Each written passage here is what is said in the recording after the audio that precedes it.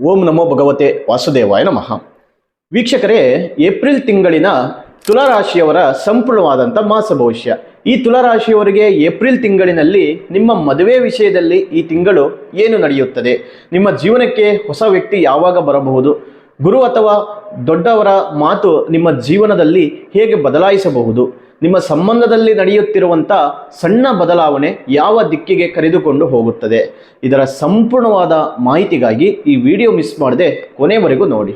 ಆದರೆ ಅದಕ್ಕೂ ಮೊದಲು ನೀವೇನಾದರೂ ನಮ್ಮ ಚಾನೆಲ್ಗೆ ಹೊಸ ವೀಕ್ಷಕರಾಗಿದ್ದರೆ ಅಥವಾ ನೀವಿನ್ನೂ ನಮ್ಮ ಚಾನಲನ್ನು ಸಬ್ಸ್ಕ್ರೈಬ್ ಮಾಡಿಕೊಳ್ಳಿಲ್ಲ ಅಂದರೆ ಈ ಕೂಡಲೇ ನಮ್ಮ ಚಾನಲನ್ನು ಸಬ್ಸ್ಕ್ರೈಬ್ ಮಾಡಿಕೊಳ್ಳಿ. ಹಾಗೆ ಪಕ್ಕದಲ್ಲಿರುವಂಥ ಬೆಲ್ ಐಕಾನನ್ನು ಪ್ರೆಸ್ ಮಾಡಿ. ಇದೇ ರೀತಿ ನಾವು ಅಪ್ಲೋಡ್ ಮಾಡುವಂಥ ಪ್ರತಿಯೊಂದು ವಿಡಿಯೋಗಳು ನಿಮಗೆ ತಕ್ಷಣವೇ ನೋಟಿಫಿಕೇಶನ್ ಮೂಲಕದಲ್ಲಿ ಬಂದು ತಲುಪುತ್ತದೆ. ಇನ್ನು ಇದೇ ರೀತಿ ಇನ್ನಷ್ಟು ಹೆಚ್ಚಿನ ಅಪ್ಡೇಟ್ಸ್ಗಳಿಗಾಗಿ, ಹೊಸ ಹೊಸ ಮಾಹಿತಿಗಳಿಗಾಗಿ ಫೇಸ್ಬುಕ್ ಹಾಗೂ ಇನ್ಸ್ಟಾಗ್ರಾಮ್ ಪೇಜ್ನಲ್ಲೂ ಕೂಡ ನೀವು ನಮ್ಮನ್ನು ಫಾಲೋ ಮಾಡ್ಕೋಬಹುದು. ಇನ್ನು ನೋಡಿ, ತುಲಾರಾಶಿಯವರಿಗೆ ನಿಮ್ಮ ರಾಶಿಯಾಧಿಪತಿ ಆಗಿರುವಂಥ ಶುಕ್ರ ನಿಮ್ಮ 8ನೇ ಮನೆಯಲ್ಲಿ ಸಂಚಾರವನ್ನು ಮಾಡುವುದರಿಂದ ಸಂಬಂಧಗಳಲ್ಲಿ ಸಣ್ಣ ಗೊಂದಲಗಳು ಉಂಟಾಗುತ್ತದೆ. ಸಂಬಂಧಗಳಲ್ಲಿ ಮನಸ್ತಾಪಗಳು, ಸಣ್ಣ ಪುಟ್ಟ ವಿಚಾರಕ್ಕೆ ಸಮಸ್ಯೆಗಳು ಎದುರಾಗುವಂಥ ಸಾಧ್ಯತೆಗಳಿದೆ. ಸ್ವಲ್ಪ ಜಾಗ್ರತೆಯಿಂದ ಇರಿ. ಇನ್ನು ಸ್ವಲ್ಪ ನೀವು ಈ ತಿಂಗಳಿನಲ್ಲಿ ತಾಳ್ಮೆ, ಸಮತೋಲನ ಕಾಯ್ದುಕೊಂಡರೆ ಸಮಸ್ಯೆಗಳು ನಿಧಾನವಾಗಿ ಕಡಿಮೆಯಾಗುತ್ತದೆ. ಸೂರ್ಯ 7ನೇ ಮನೆಯಲ್ಲಿರುವುದರಿಂದ ಸಂಬಂಧಗಳಲ್ಲಿ ಪ್ರಭಾವವನ್ನು ಬೀರುತ್ತಿದ್ದಾನೆ. ನಂತರ 8ನೇ ಮನೆಯಲ್ಲಿ ಸಂಚಾರವನ್ನು ಮಾಡುವುದರಿಂದ ಸ್ವಲ್ಪ ಒತ್ತಡಗಳು ಉಂಟಾಗುವ ಸಾಧ್ಯತೆಗಳು ಇದೆ. ಇನ್ನು ಬುಧ 7ನೇ ಮನೆಯಲ್ಲಿ ಇರುವುದರಿಂದ ಒಂದಿಷ್ಟು ಸಂವಹನದಲ್ಲಿ ಪ್ರಮುಖ ಪಾತ್ರ ಈ ಒಂದು ತಿಂಗಳಿನಲ್ಲಿ ಕಂಡುಬರುತ್ತೆ. ನಿಮ್ಮ ಮಾತುಗಳಿಂದ ಸಮಸ್ಯೆ ಅಥವಾ ಪರಿಹಾರ ಎರಡೂ ಸಾಧ್ಯವಾಗಿರುತ್ತೆ. ಆದಷ್ಟು ಮಾತಿನಲ್ಲಿ ಸ್ವಲ್ಪ ಅರ್ಥ ಇರಲಿ. ನಿಮ್ಮ ಮಾತಿನಲ್ಲೇ ಒಂದಿಷ್ಟು ಗೆಲುವನ್ನು ಕಾಣುವಂಥ ಒಂದು ಅವಕಾಶಗಳು ಈ ತಿಂಗಳಿನಲ್ಲಿ ಕಂಡು ಬಂದಿದೆ. ಆದಷ್ಟು ನಿಮ್ಮ ಒಂದು ಜೀವನದಲ್ಲಿ ಯಾವುದೇ ವಿಚಾರ ಆಗಿರಲಿ, ಯಾವುದೇ ನಿರ್ಧಾರ ಆಗಿರಲಿ, ಸ್ವಲ್ಪ ಯೋಚನೆ ಮಾಡಿ ಮುಂದುವರಿಯಿರಿ. ಇನ್ನು ಶನಿ 5ನೇ ಮನೆಯಲ್ಲಿ ಇರುವುದರಿಂದ ಒಂದಿಷ್ಟು ಯೋಚನೆಗಳಲ್ಲಿ ತಡ ಆಗಬಹುದು, ಆದರೆ ಸ್ಥಿರತೆ ನೀಡುತ್ತಾನೆ. ಹಾಗಾಗಿ ಭಯಪಡುವಂಥ ಅವಶ್ಯಕತೆ ಇಲ್ಲ. ಇನ್ನು ಗುರು 8ನೇ ಮನೆಯಲ್ಲಿ ಇರುವುದರಿಂದ ನಿಮ್ಮ ಒಂದು ಆರ್ಥಿಕ ಜೀವನದಲ್ಲಿ ಒಂದಿಷ್ಟು ಬದಲಾವಣೆಗಳನ್ನು ಉಂಟು ಮಾಡುತ್ತಾನೆ. ಆದರೆ ಸ್ವಲ್ಪ ಈ ಒಂದು ವಿಷಯದಲ್ಲಿ ನಿಮಗೆ ಒಂದಿಷ್ಟು ಪಾಠ ಕಲಿಯುವಂಥ ಅವಕಾಶಗಳು ಕೂಡ ಸಿಗಲಿದೆ. ನೀವೆಷ್ಟೇ ಕಷ್ಟಪಟ್ಟು ಎಷ್ಟೇ ಪ್ರಯತ್ನ ಮಾಡಿದರೂ ಕೂಡ ಅದರ ನೋವಿಂದ ಕಂಗಾಲಾಗಿದ್ದರೆ ಈ ಒಂದು ತಿಂಗಳಿನಲ್ಲಿ ಒಂದಿಷ್ಟು ಒಳ್ಳೆಯ ಅವಕಾಶಗಳು ಸಿಗುವ ಸಾಧ್ಯತೆಗಳು ಇದೆ. ನಿಮ್ಮ ಜೀವನದಲ್ಲಿ ಮತ್ತಷ್ಟು ಒಳ್ಳೆಯ ದಾರಿಗಳು ಸೃಷ್ಟಿಯಾಗುತ್ತದೆ. ಅದೃಷ್ಟದ ಬಾಗಿಲು ಕೂಡ ಈ ತಿಂಗಳಿನಲ್ಲಿ ಓಪನ್ ಆಗುತ್ತದೆ. ನೀವು ಆರಾಮಾಗಿ ಧೈರ್ಯವಾಗಿ ನಿಮ್ಮ ಜೀವನವನ್ನು ನಡೆಸಬಹುದು. ಇನ್ನು ರಾಹು 6ನೇ ಮನೆಯಲ್ಲಿ ಇರುವುದರಿಂದ ಶತ್ರುಗಳ ಮೇಲೆ ಗೆಲುವನ್ನು ನೀವು ಕಾಣುತ್ತೀರಿ. ಮತ್ತು ಧೈರ್ಯದಿಂದ ನೀವು ಈ ತಿಂಗಳು ಯಾವುದೇ ಸಮಸ್ಯೆ ಇದ್ದರೂ ಕೂಡ ಧೈರ್ಯದಿಂದ ಎದುರಿಸಬಹುದು. ಇನ್ನು ಕೇತು 12ನೇ ಮನೆಯಲ್ಲಿ ಬಂದಾಗ ನಿಮಗೆ ಒಂದಿಷ್ಟು ಮನಸ್ಸಿಗೆ ಅಶಾಂತಿ ತಂದುಕೊಡುತ್ತೆ.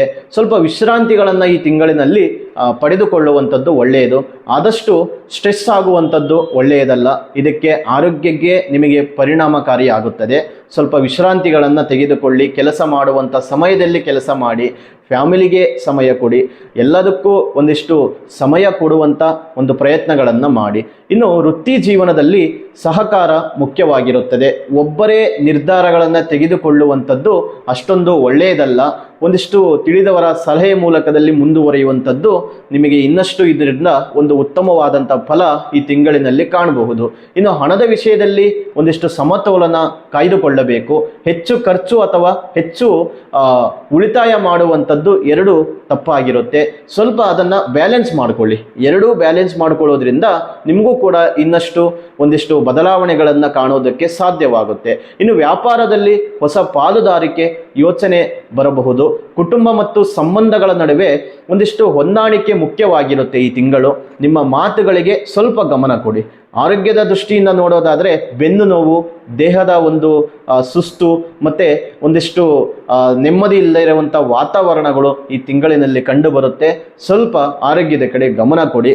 ಇನ್ನು ಈ ತಿಂಗಳಿನಲ್ಲಿ ತುಲಾರಾಶಿಯವರು ಪ್ರಮುಖವಾಗಿ ಮಾಡಬೇಕಾದಂಥ ಪರಿಹಾರಗಳು ಏನೆಂದರೆ, ಸಂಬಂಧದ ಸುಧಾರಣೆಗಾಗಿ ಅಥವಾ ಸಂಬಂಧದ ಹೊಂದಾಣಿಕೆಗಾಗಿ ಶುಕ್ರವಾರದ ದಿನ ಲಕ್ಷ್ಮೀ ದೇವಿ ಅಥವಾ ಪಾರ್ವತಿ ದೇವಿ ದೇವಸ್ಥಾನಕ್ಕೆ ಭೇಟಿ ನೀಡಿ ಒಂದಿಷ್ಟು ಕುಂಕುಮಾರ್ಚನೆ, ಪೂಜೆ ಕಾರ್ಯಕ್ರಮಗಳು ಮಾಡಿ, ನಂತರ ಮನಃಶಾಂತಿಗಾಗಿ ಶಿವನ ದೇವಸ್ಥಾನಕ್ಕೆ ಭೇಟಿ ನೀಡಿ ದೀಪ ಹಚ್ಚಿ ಕೆಲವು ನಿಮಿಷ ಶಾಂತವಾಗಿ ಕುಳಿತು ಪ್ರಾರ್ಥನೆ ಮಾಡಿದರೆ ಒಳಗಿನ ಒತ್ತಡ ಕಡಿಮೆಯಾಗುತ್ತದೆ. ಇನ್ನು ವೀಕ್ಷಕರೇ, ಈ ವಿಡಿಯೋ ನಿಮಗೆ ಇಷ್ಟವಾಗಿದ್ದರೆ ವಿಡಿಯೋಗೆ ಲೈಕ್ ಮಾಡಿ, ಶೇರ್ ಮಾಡಿ, ಜೊತೆಗೆ ನಮ್ಮ ಚಾನಲನ್ನು ಸಬ್ಸ್ಕ್ರೈಬ್ ಮಾಡಿಕೊಳ್ಳಿ. ಜೊತೆಗೆ ನಿಮ್ಮ ಸ್ನೇಹಿತರಿಗೂ ಕೂಡ ಈ ವಿಷಯವನ್ನು ಹಂಚಿಕೊಳ್ಳಿ. ಇನ್ನು ನಿಮ್ಮ ರಾಶಿಯ ಬಗ್ಗೆ ನಿಮ್ಮ ಅನಿಸಿಕೆಗಳು, ನಿಮ್ಮ ಅಭಿಪ್ರಾಯಗಳು ಕಾಮೆಂಟ್ ಮೂಲಕ ತಿಳಿಸಿಕೊಡಿ. ಜೊತೆಗೆ ನಿಮ್ಮ ವೈಯಕ್ತಿಕ ಜಾತಕದ ಪರಿಶೀಲನೆಗಾಗಿ ಇನ್ನಷ್ಟು ಹೆಚ್ಚಿನ ಮಾಹಿತಿಗಾಗಿ ಈ ಸ್ಕ್ರೀನ್ನಲ್ಲಿ ಕಾಣುತ್ತಿರುವ ಸಂಖ್ಯೆಗೆ ಕರೆ ಮಾಡಿ ನಿಮ್ಮ ಅಪಾಯಿಂಟ್ಮೆಂಟ್ ಬುಕ್ ಮಾಡಿಕೊಳ್ಳಿ. ಮತ್ತೊಂದು ವಿಡಿಯೋದಲ್ಲಿ ಭೇಟಿ ಮಾಡೋಣ ವೀಕ್ಷಕರೇ. ಅಲ್ಲಿವರೆಗೂ ತಮ್ಮೆಲ್ಲರಿಗೂ ಒಳ್ಳೆಯದಾಗಲಿ. ನಮಸ್ಕಾರ.